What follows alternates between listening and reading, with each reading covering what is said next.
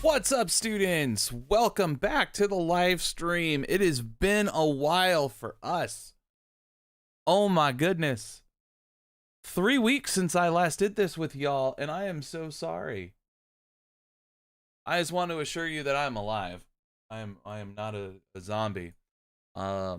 Just some unfortunate stuff happened on Wednesdays for the weeks leading up to spring break. But I'm good, you're good. You're all here, and we can kind of get back to normal, at least for a little while. I mean, we always get a little weird on here, and today will be no different.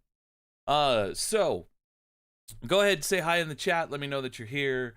We'll start there. What I want to do before we dive into our material for the day is I want to just make a couple of announcements.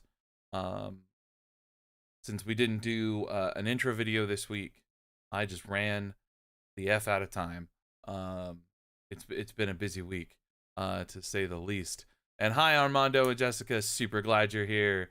So let's do that, and then we'll jump into our stuff. And of course, you know, keep in mind, like, that chat is open. You want to talk with each other, send emotes, ask me questions. I mean, that's what it's there for. So don't be afraid to use it. You guys are really good. I really miss the world history stream because you guys participate more than the other classes do. And whenever there's more participation, like, that always makes me happy. So here's some announcements. Number one, we're back from spring break on Wednesday, so that's really no surprise. We have had a couple changes in terms of the course, so they're not major changes. Mostly it involves the discussion board. Hopefully you saw the announcements about that. We've gone away from asking you to do a question and 2 replies, and I just want you to react and write up the response, your response to my questions. And I explained some of the reasoning why we've gone that way in the announcement. So have a look at that. Hopefully it makes things a little bit straightforward. There's a new rubric that goes along with that too. So make sure you have a look at the rubric. Ultimately, I think it's going to help people out because where people were struggling were in the, especially in the replies. And I wonder, I think a lot of it comes from me not setting my expectations quite clearly and stuff like that. But I do want to say that you guys do a great job on the discussion board. There's something about this class, this group of people that works really well together. You guys are really specific in your posts. I really enjoy reading your responses to my questions, to say the least. It's cool to see. So I appreciate you. That's all I want to say about that. Other announcements. Tomorrow night, I am giving a talk.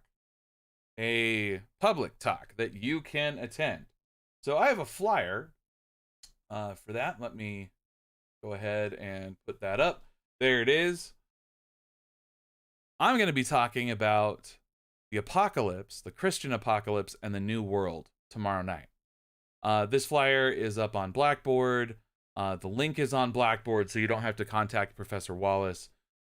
So basically, the idea here is tomorrow night at 6:30 on Zoom, I'm going to be giving about an hour-long lecture with a 30-minute Q&A period at the end. And if you attend and you do a little write-up, summary reflection sort of thing, I will add 10 points to your primary source argument essay number 1. So long as you did it. If you didn't turn one in, then that's kind of crazy. Noel, yes, you can go back. Just let me know when you do it so that I can go back in and update the grade. Otherwise, Blackboard won't tell me that it's happened because there's already a grade in. So just make sure that you tell me. In any case, that's there for you. I've been writing up this talk over the past couple of days. This is what I've been up to. If you wanna see, it's growing and growing and growing. We're getting there. I'm really excited to talk about this. It's gonna be cool. It's gonna be really cool. Yeah, be fun.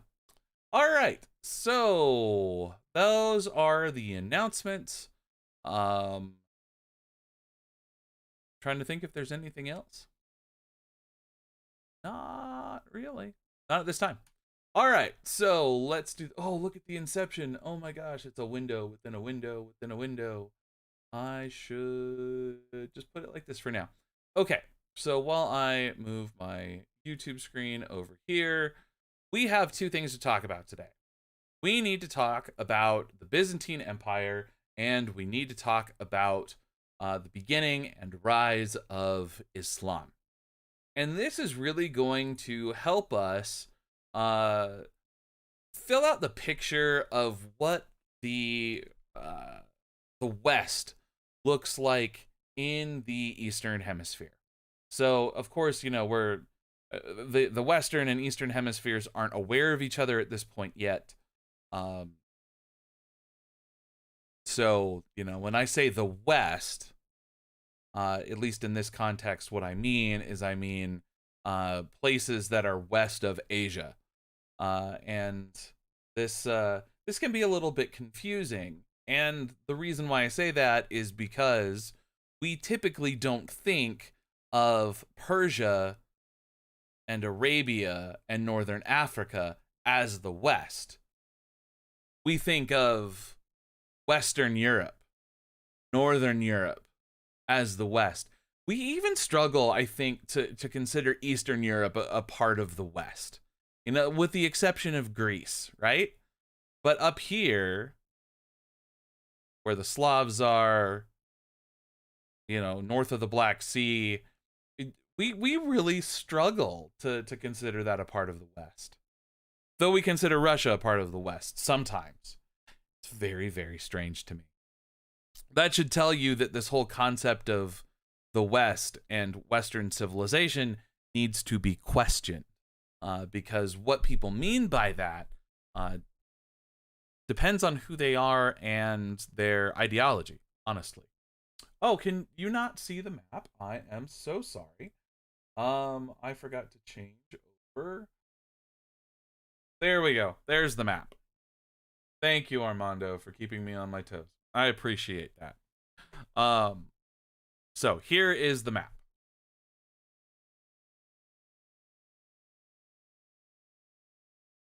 What we are going to do today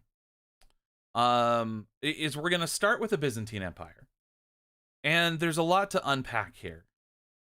And then we're going to shift over to the rise of Islam. And we'll do kind of an introduction to the religion a little bit too. Just to make sure that we have a solid understanding of what's going on here. Because we tend to think, again, of Islam as the kind of anti-Western monotheistic religion, which it doesn't see itself. The religion doesn't see itself as necessarily anti-Western. It sees itself as a correction to Judaism and Christianity. We'll talk about it. So let's start over in Greece. And the first thing that we need to say about the Byzantine Empire is that the Byzantines wouldn't have called themselves the Byzantines. These are Romans. If you remember back to our discussion of the Roman Empire, you'll remember that it draped across the Mediterranean quite like a scarf. Here's Rome, but it is all the way surrounding the entire Mediterranean world. Well, one of the things that we didn't really get to talk about with our discussion of Rome, because we're always limited on time, is that towards the middle, well, really the beginning of the 4th century, the capital of Rome moved. And where the capital of the Roman Empire moved to was this place called Constantinople, which is right here, right above what is now Greece. This is Turkey now, by the way. So, Rome still is important because it's Rome. It's the eternal city. It's where everything kind of comes back to. But Constantine the Great, when he moves his capital here, he gives the city its own name. That's just kind of the way it goes. When you're the emperor, you get to do stuff like that. And for a little while, this is okay. Like, as long as Constantine's in charge, like, Rome's all right. But Constantine is a mortal man. Constantine dies, and when he dies, he leaves his empire to his sons. And very quickly, it's clear that his sons are not Constantine himself. And add on to this, there's a whole lot of pressure coming up from the north down onto the Italian peninsula from the Goths. Not Edgar Allan Poe reading kids who frequent Barnes & Noble and wear black and listen to The Cure, but, actual, like, Germanic tribes. And eventually, they sack Rome. They invade, they take Rome, and the Western Empire collapses. However, the Eastern Empire survives. So while the western part of Europe gets plunged into this period of chaos, which has been classically known as the Dark Ages, but we're not going to call it that. We'll talk about that next week. So while the West is looking a little rough, over here in the East, things are a little bit better, at least for a little while. And actually for a long while. The Byzantine Empire is going to hold up all the way until 1453, when it will be finally undone by the Ottoman Turks. But again, that's way later. Now, over here in Byzantium land, there's a critical difference between what goes on out here and what goes on out here in the West. And the big dividing line is that over here in the West, things are usually done in Latin. Okay, so the legal language, let's say, is Latin. So the language of the law, Latin. The language of the church, Latin. Over here, we get a mix of Latin and Greek in terms of the law, but as far as the church is concerned, everything is done in Greek. And more as time continues from this kind of split of the Western collapsed Roman Empire and the Eastern Roman Empire, Greek becomes more and more a part of the cultural equation here. So we end up with a split between a Latin West and a Greek East.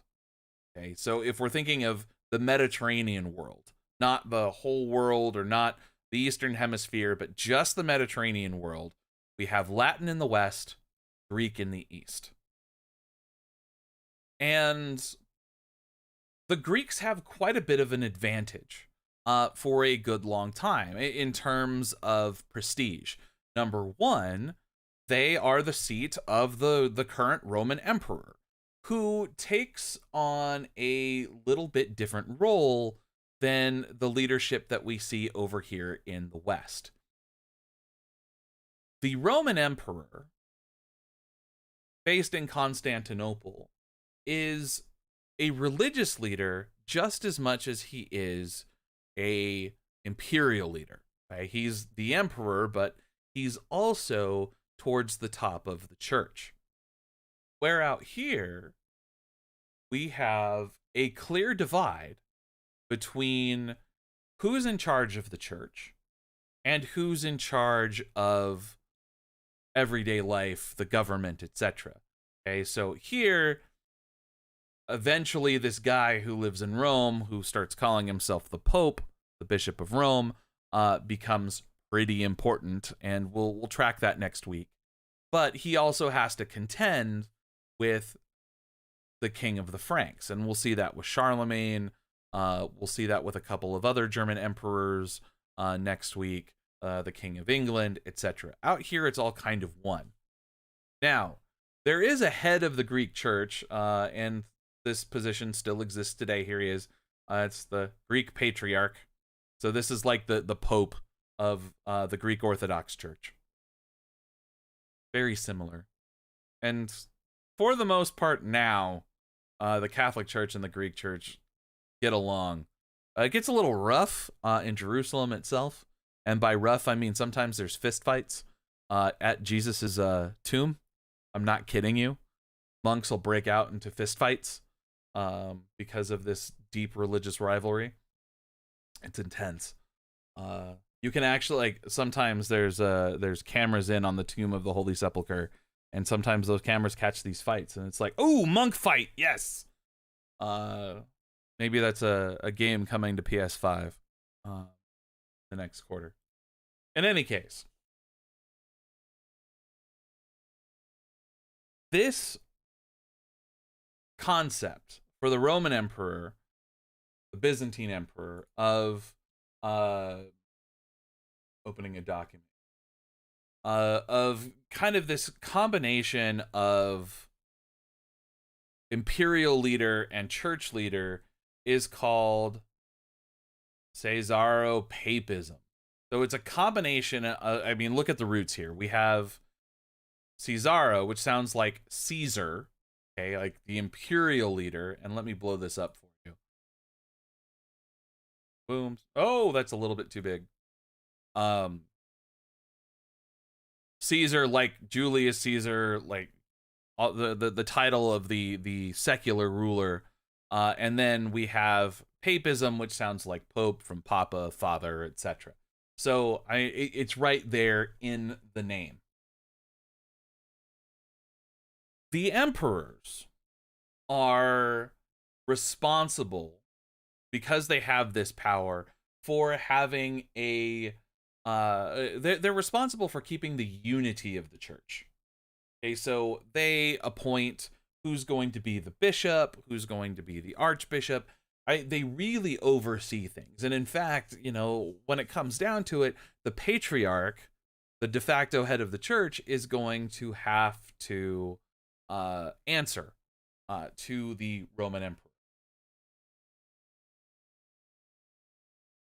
Some of the issues in this arise from a bunch of internal conflicts. And if you look at this map, one of the things that you should notice is the vast amount of territory that this region covers.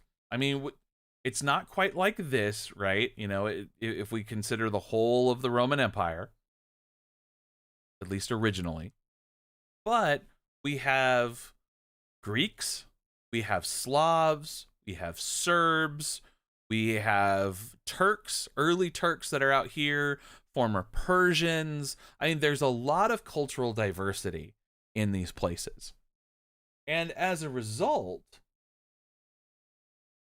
there's going to be some conflict in terms of who believes what and what things are emphasized and that sort of thing. Eventually, this kind of blends together and they all kind of come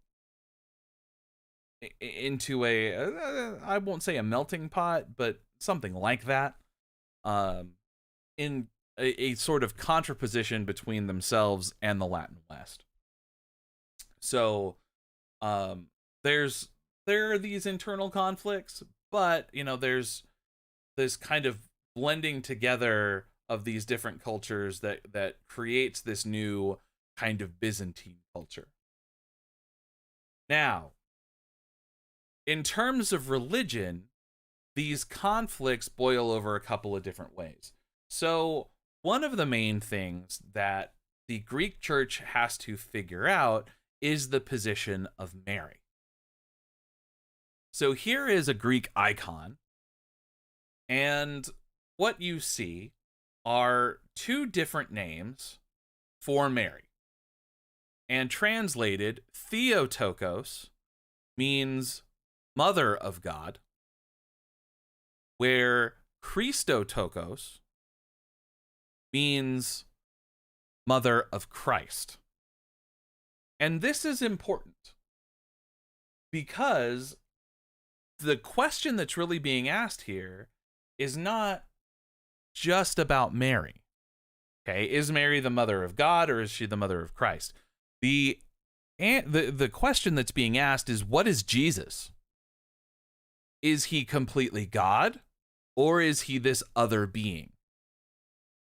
Is the Trinity unified or is there some separation? Ultimately, is Jesus human or is he divine? Because it's an open question at this point. You know, like, this is theology that's been decided for us. Okay, these traditions have been around for about 2,000 years.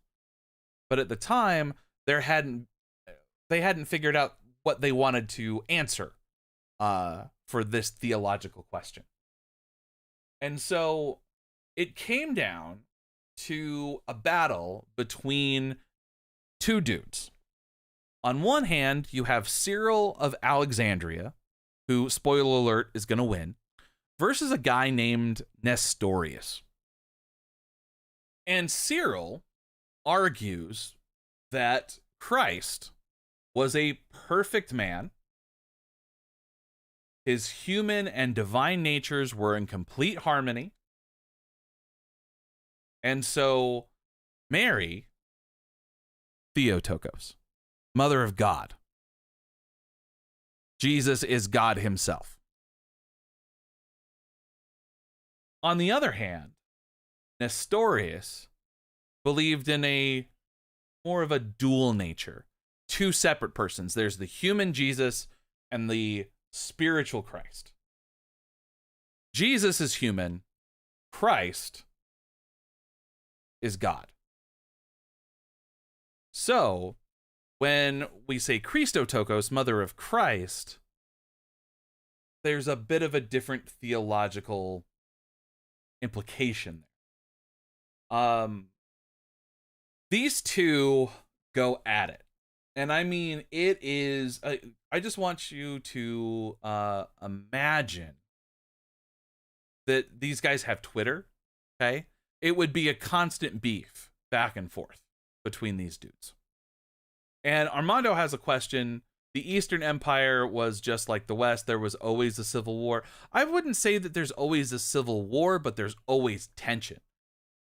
Okay, just like in the United States right now, there is tension between two very different ways of thinking about the United States, but there is not an active war, if that makes sense. We're not, at least at this point, in the streets, shooting each other. And hopefully that never happens. That's my hope.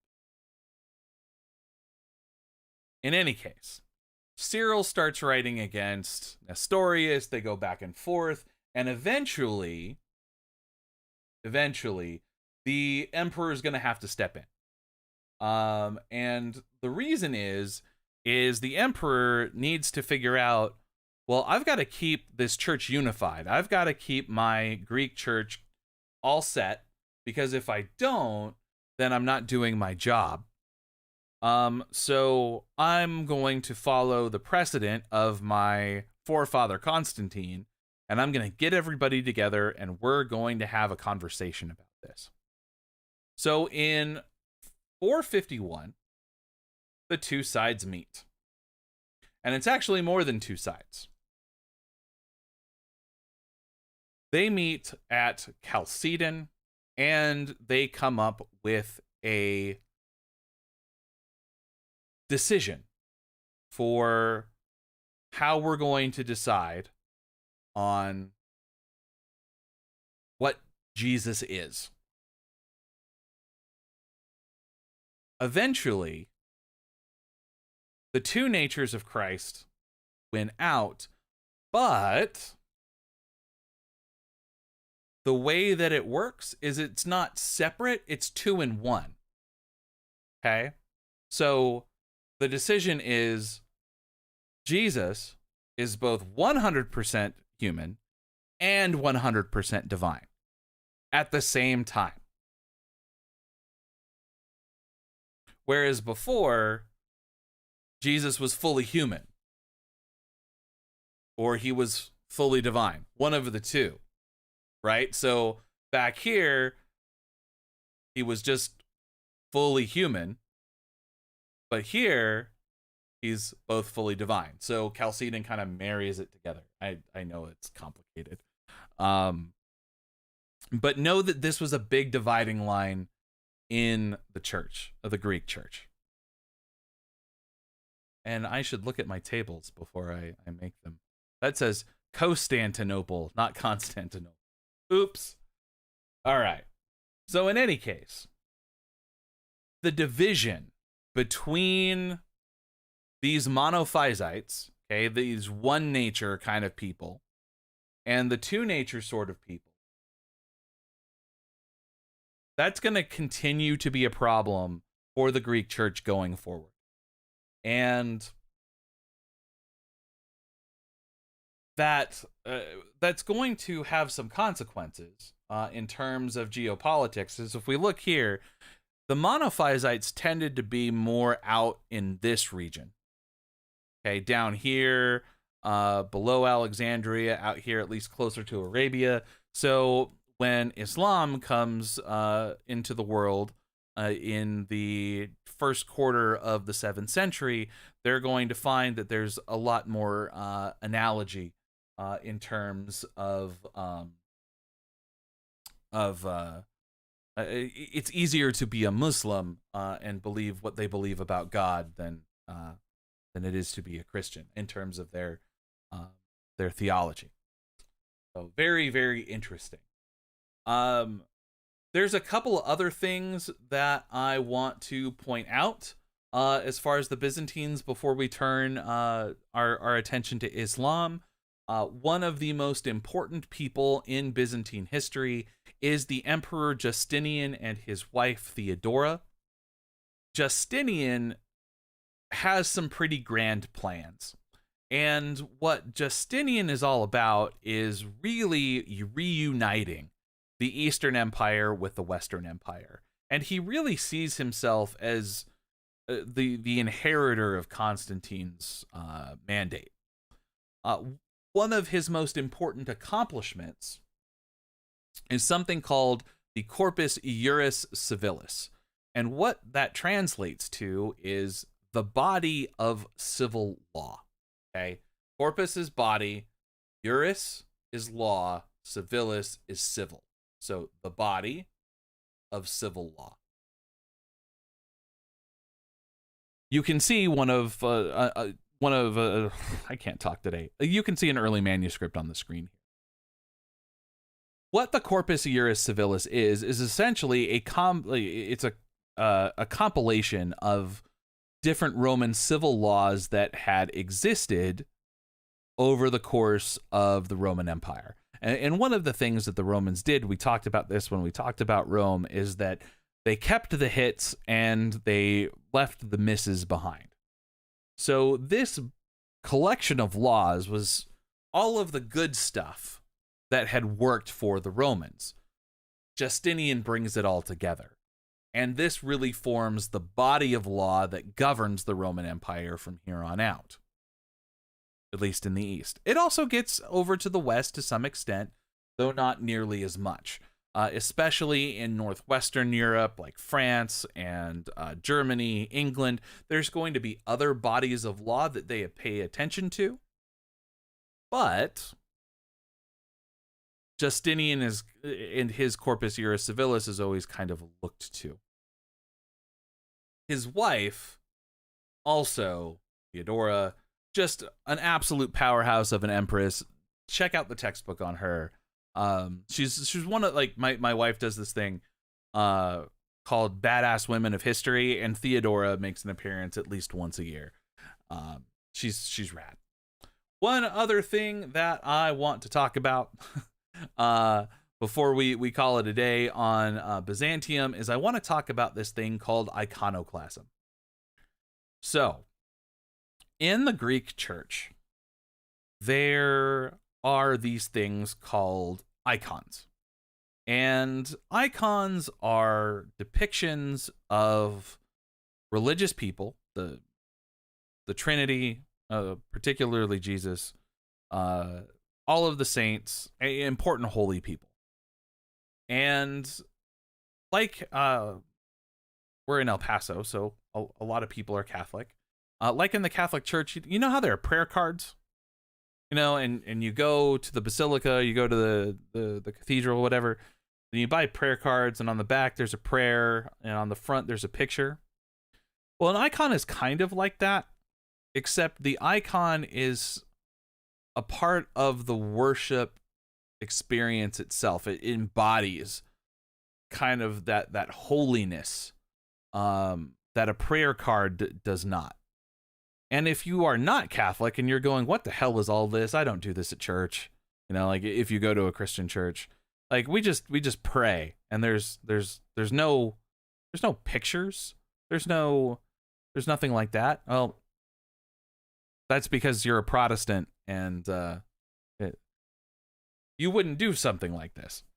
But in any case, whether or not these images should be used was an open question, Because, as you know, and Protestants are probably thinking this as they're listening to this, you're not supposed to have graven images, right? You're not supposed to have these these images that you worship. That's what it looks like, right? Like, Protestants don't like the fact that there are statues that people pray in front of in Catholicism. They don't like the fact that Mary is venerated the way that she is, because it seems like the attention is being taken away from the person of Christ and put on these non-divine people. It seems blasphemous. And, you know, you think about some of the Old Testament law, like Moses, the golden calf, those sorts of things, and you can kind of see where the theological problems arise. In any case, at the, you know, in this, you know, 5th, 6th, 7th century period of Byzantine history, it was an open question of whether or not the Greek church should be using icons. And some of the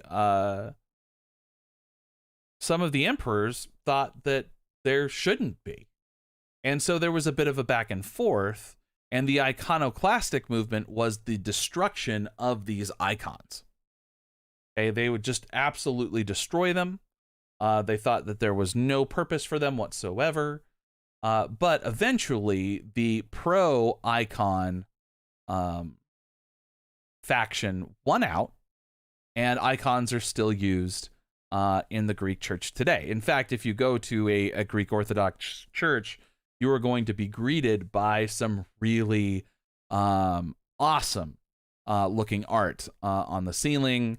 When you walk in, there'll be framed pictures, framed icons, etc. And even I don't know if you guys are as nerdy as I am. Maybe you are, but I watched the Snyder cut of Justice League over the break, and one of the things that really caught my attention is when Wonder Woman goes on her like journey through those ruins of Themyscira, and it's kind of like unpacking the story of Darkseid for us. There's this picture of Darkseid on the wall that looks like a Greek icon. And I thought that was super cool. Let me see if we can Google that really quick if you don't know what I'm talking about.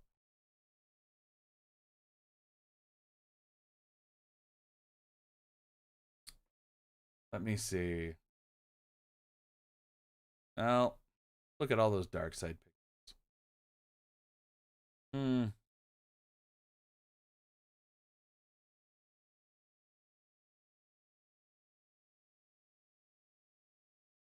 Yeah, here we go. So this kind of this picture right here, this is in the Snyder cut. Let me see if I can. Oh, that's not quite what I wanted to do. Let's open up in a new tab. There we go.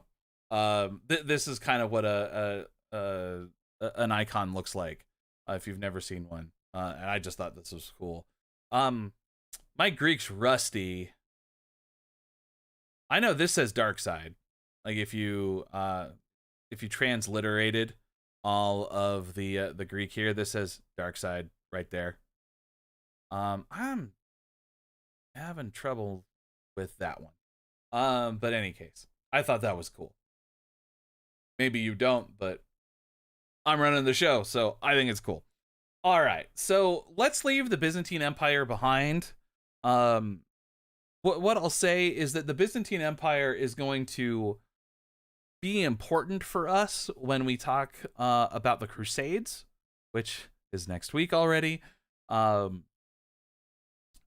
they're going to play a kind of a sideline role with the Crusades, but this tension between the Western Church and the Eastern Church is going to make a difference for us. Let's go a little bit further east, a little bit further south, and let's talk about Islam. So, the first thing that we should get under our belt is where Islam begins, how it begins, and how it spreads. So, if you don't know the origin story of Islam, it starts with the Prophet Muhammad, who in the city of Mecca is given a vision. Muhammad, at least according to tradition, was a fairly reputable businessman. He had a good reputation for being able to come to terms and negotiate, but he also liked to kind of go off to a cave every once in a while by himself and chill out. Well, one day while he's chilling out in a cave, the angel Gabriel appears to him and says, "Muhammad, recite." And Muhammad runs away screaming because he's just seen an angel and he doesn't know what to do. Eventually, Muhammad is not so scared anymore, and he has a conversation with the angel Gabriel and does start reciting. And by reciting, meaning that he writes down the words that become the Quran. Now, if you're thinking, wait, the angel Gabriel, that sounds familiar. You're right. It's the same angel Gabriel, at least in the Islamic tradition, that announces the birth of Christ in the Gospels. Same one. Because they share that, for lack of a better word, mythology. Okay? Christianity and Islam have the same basic hierarchy in terms of the celestial beings, okay? Angels, etc. The difference is, of course, Islam is a strict monotheistic religion. And one of their critiques of Christianity is that Christians are polytheistic. They have 3 gods: Father, Son, Holy Spirit. Okay, Christians come back and say, no, that's all one being. He's 3 in 1 and 1 in 3. That's how it works. And Muslims are like, that's theologically impossible. What are you talking about? There can only be one God, and his name is God. The end. And so we have a bit of a theological divide, to say the least. Well, Islam sees itself as a correction on, like I said before, on Judaism and on Christianity. That the Jews didn't get it right, and that's why Christianity came along. And then the Christians screwed it up. Jesus was a prophet, much like Muhammad, though not the important prophet. And because people screwed up God's message delivered by these previous prophets, he had to send a final prophet, Muhammad, to fix everything. At the time, Mecca, Medina, all of Arabia was a polytheistic religious belief system. Okay, that's what they believe in. It's a collection of different gods, much, like the Greeks, the Romans, the Persians, etc. And Muhammad comes into Mecca and says, nope, they're all wrong. We need to convert to monotheism. There is one God. His name is God. The end. This causes some tension, to say the least. And eventually, Muhammad is driven out of Mecca by the polytheists. He flees to Medina, and it is in the city of Medina where where Islam really starts to thrive. Muhammad gets a few converts at the beginning in Mecca, but he's ultimately able to convert more people to his monotheistic vision than he is anywhere else. Eventually, enough people join his movement that Muhammad is able to return to Mecca and take it over. And when he does, he goes to this shrine called the Kaaba. Let me see, do I have a picture of the Kaaba? Yes, here's the Kaaba. Up. This is in the modern city of Mecca today. In here, we're kept all of the gods, right? So statues and whatnot. and he throws all of them out of the Kaaba and says, "This is God's house." Here's Muhammad doing that. Notice, no face. Okay, can't do that in Islam. Not anymore. Same here. Used to be able to. They changed that. They have kind of an iconoclastic movement as well, much like the Greeks did. So it's, you know, it's not unheard of. In any case, after Muhammad takes the city of Mecca, people convert to Islam en masse. He starts a series of conquests, which you can see here. Okay, and he dies fairly quickly, but the people who come right after him expand the religion significantly.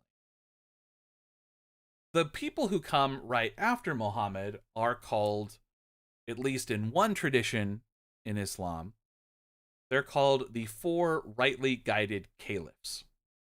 And when we're talking about the 4 rightly guided Caliphs, who we're talking about is at least is what tradition we're talking about the Sunni branch of Islam.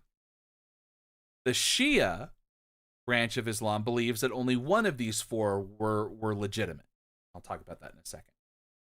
So, right after the death of Muhammad, we get, at least on the Sunni side of things, a man named Abu Bakr who starts to spread even further, conquesting more and more and more.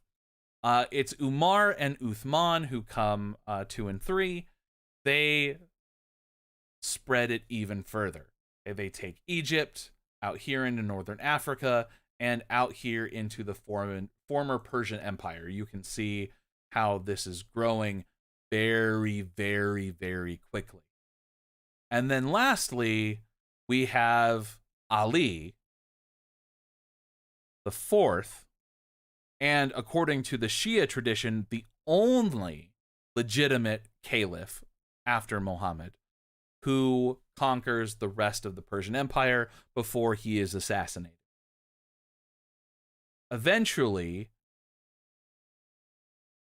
this Sunni dynasty, called the Umayyad dynasty, spreads all over North Africa and into southern Spain.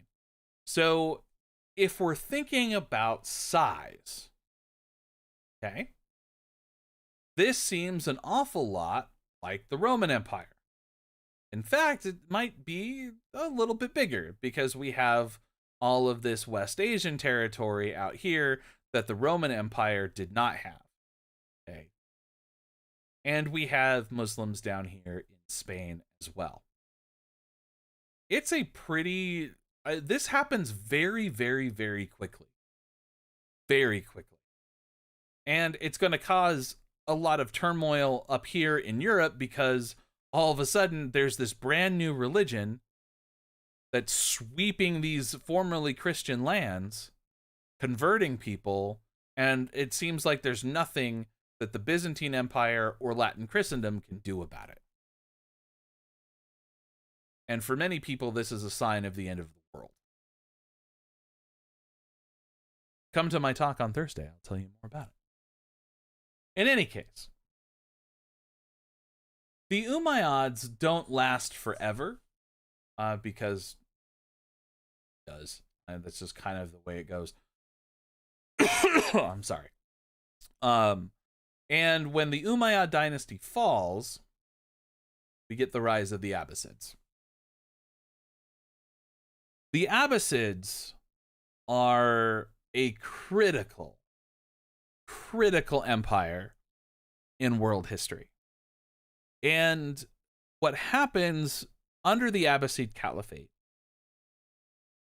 is tremendous in terms of literature, in terms of medieval science, astronomy, physics, those sorts of things. Where we see a lot of progress, at least, or where we see a lot of not progress, but kind of technological advancement, is at a place called the House of Wisdom, which is in Baghdad. We talk in world history, kind of popular world history, a lot about places like the School of Athens, right? Where Plato and Aristotle hung out and did their teaching. We talk a lot about the Library of Alexandria and how many manuscripts there used to be there, and all of that. The House of Wisdom in Baghdad makes those other two places look like branch libraries in a small city. The amount of education, the amount of scientific advancement that happens in the House of Wisdom has no parallel at the time. Nothing's happening in Europe, really, for a good while. There's reasons for that. We'll explore it. Out in Asia, things are up and down because it depends on where we are with the empires. So, you know, when you've got somebody like the Han Dynasty, something like the House of Wisdom, or, you know, these big centers of learning are able to exist in China. But, you know, like in between the different dynasties, like the Han Dynasty or the Sui Dynasty or whatever, there are those dips because there happens to be a whole bunch of civil war. Out in Western Europe, that's the same case. It's not like the people out in Western Europe are stupid. It's just that they're trying to survive. Because, as we'll see next week, Western Europe is an absolutely blistering war zone. And yes, as Armando points out, the Mongols do burn the House of Wisdom. They do that. And we'll talk about the Mongols. I like the Mongols. Not because they burned the House of Wisdom, but because I spent a lot of time reading about them for my dissertation back a few years ago. To put it mildly, some of the things that we hold dear in terms of like scientific knowledge, especially astronomical knowledge in the West, like the heliocentric solar system, those sorts of things, developed well before Copernicus and Galileo out here in Arabia, man. Like it's impressive, to say the least. Part of the difference, and this is getting into the weeds a little bit, I apologize, but I think it's important that you know this, you know, not for a test or an essay, but just, you know, just general knowledge. Is this the difference between what is happening in Western Europe and what's happening in the Middle East? Yes, we can explain it in terms of politics and relative stability, but also the philosophy that's guiding the West and the Middle East is very different. Though they both draw on Greek sources. In Western Europe, the primary philosopher that natural scientists, philosophers, are really basing their knowledge on, their understanding of the way the world works, their understanding of the natural world, their understanding of space and the cosmos. In the West, it's Plato. Not the, you know, stuff that you play with as a kid, but the philosopher Plato. And Plato's philosophy, his physics, is all about these things called ideal forms. That there is this other realm where things exist, the perfection of things exists. So, like the chair I'm sitting in, out there in the ether, there are these forms. There's a form of a chair, the perfect chair, and this thing is just a representation of that perfect form. It's not about observation. it's about it's very esoteric, Plato's physics. And if you take a philosophy class, you'll get a good in-depth on this. In the Middle East, they don't rely on Plato. They rely on Aristotle. Aristotle is all about observation.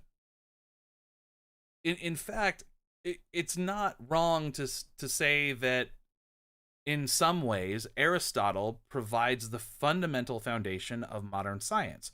Yeah, there's lots of edits. I mean, there's Bacon, not the meat, but the scientist. There's Newton. There's all these guys that take Aristotelian physics and make modern science what it is. But it comes back to Aristotle. And for a long time in the West, in Western Europe, Aristotle was not cool, man. People liked Plato. Plato made more sense with Christianity, at least for early medieval Christians. Those early medieval theologians, Plato made more sense. In the Middle East, it's all Aristotle. All of the proof texts for Islam, the way of thinking, the way of collecting knowledge, the way of understanding the world is all based on Aristotle's physics. All of it.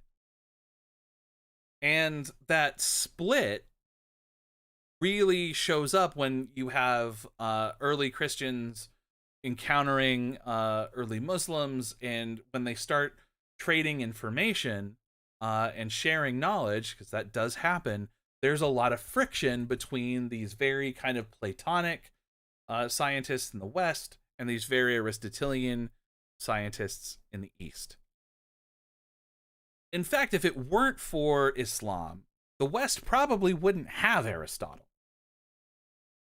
That might be a bit of an exaggeration, but because early Christians and early medieval Christians emphasized Plato so much and didn't care about Aristotle, they didn't copy his texts over and over and over and over again.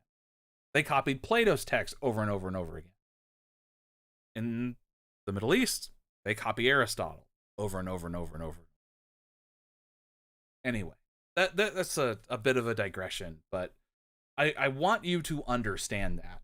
I hope that sparks some curiosity in you. Maybe I'll find a reading on that. I'll see what I got in my back pocket. I'll have to see. In any case, it's 11:55, and we're out of time. So I'm going to shut up for a second. Throw any questions that you have in the chat real quick, and I'll see if I can't answer them.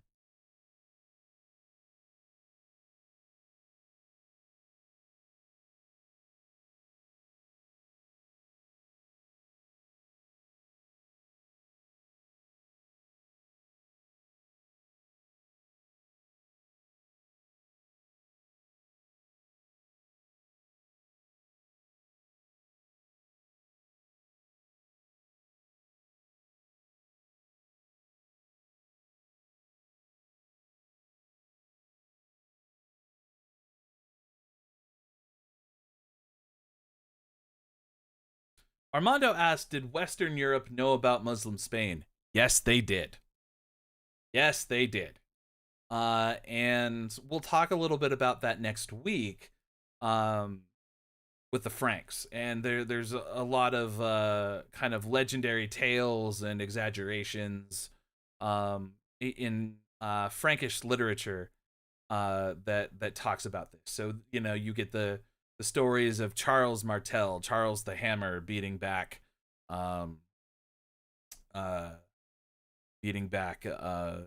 Muslims, advancing into Francia.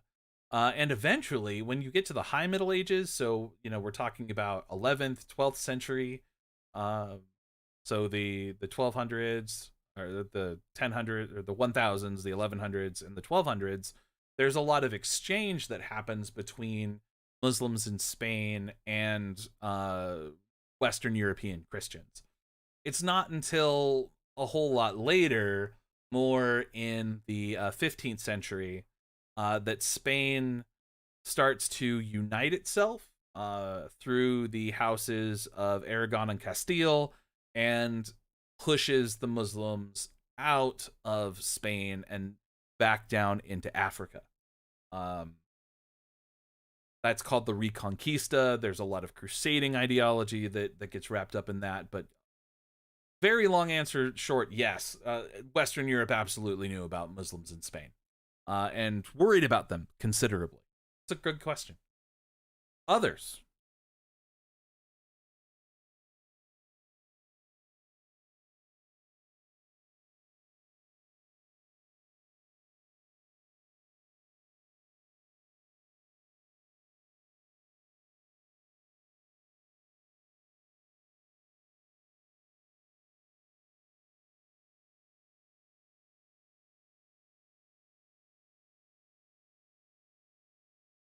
All right, we're going to go ahead and wrap it up there.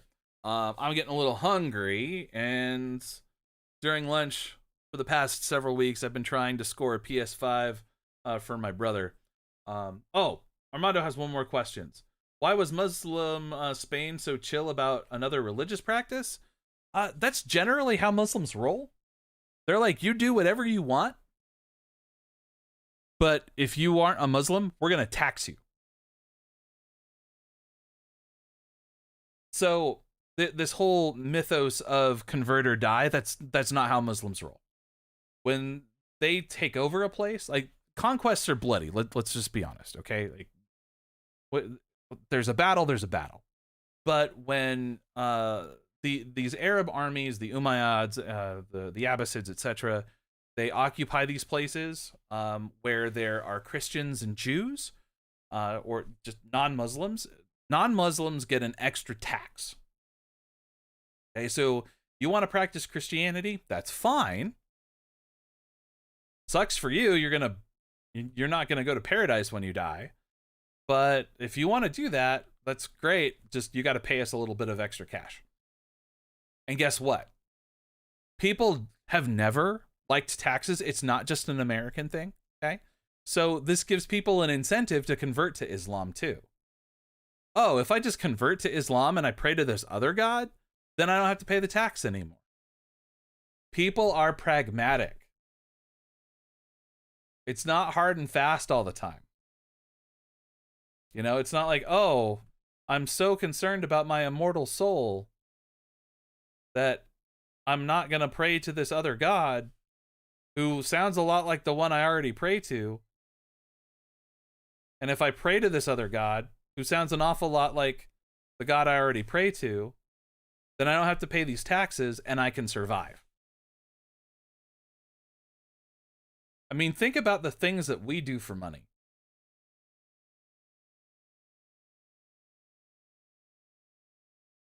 Think about the things that we do to try to save money.